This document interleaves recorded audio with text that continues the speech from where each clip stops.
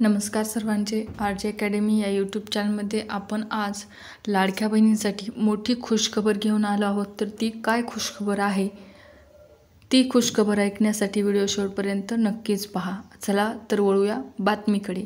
काय आहे मग ती बातमी? लाडक्या बहिणींच्या फायद्याची। विधानसभा निवडणुकीत लाडक्या बहिणींमुळे महायुतीची राज्यात सत्ता आली। त्या लाडक्या बहिणींची नाराजी आता स्थानिक स्वराज्य संस्थांच्या निवडणुकीत महायुतीला परवडणार नाही। त्यामुळे लाडक्या बहिणींची ई-KYCची प्रक्रिया तुर्तास थांबवली आहे।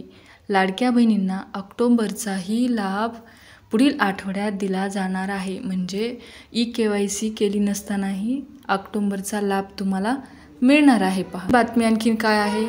महायुती सरकारने राज्यातील महिलांसाठी मुख्यमंत्री माझी लाडकी बहीण योजना सुरू केली। या योजनेअंतर्गत लाडक्या बहिणींच्या खात्यात प्रत्येक महिन्याला 1,500 रुपयांचा हप्ता दिला जातो। या योजनेतून 28 जून 2024ला मान्यता मिळाली। जुलै 2024 पासून योजनेची अंमलबजावणी सुरू झाली।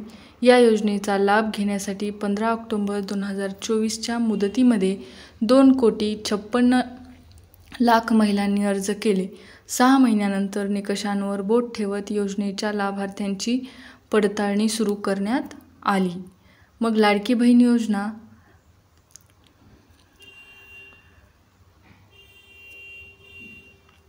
लाडक्या बहिणींना भाऊबीजेची ओवाळणी मिळणार। ऑक्टोबरचे 1,500 रुपये जमा होणार।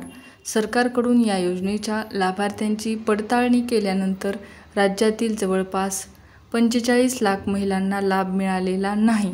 आता ई-KYCतून ज्या लाभार्थी महिलांच्या कुटुंबाचे वार्षिक उत्पन्न 2 लाखापेक्षा जास्त आहे त्यांचा शोध लाडकी बहिणींसाठी गुड न्यूज। ऑक्टोबरचा हप्ता पुढच्या आठवड्यात मिळणार। ई-KYCला लावला ब्रेक लावला आहे सध्याचा। पहा लाडक्या बहिणींसाठी गुड न्यूज, ऑक्टोबरचा हप्ता पुढील आठवड्यात मिळणार। ई-KYC प्रक्रिया देखील तात्पुरती स्थगित करण्यात आली आहे।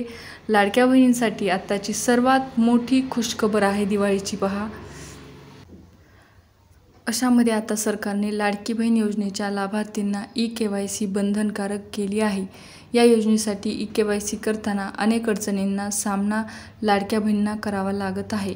या वेबसाईटवरील ई-KYC करण्यातील तांत्रिक अडचणी आता दूर झाल्या आहेत, पण लाभार्थी महिलांनी ई-KYC कधीपर्यंत करायची, त्याची मुदत काय हे अद्याप निश्चित झालेले नाही। पहा तर ही खूप महत्त्वाची अशी गुड न्यूज आहे लाडक्या बहिणींसाठी की ऑक्टोबरचाही हप्ता तुम्हाला पुढील आठवड्यामध्ये भेटणार आहे।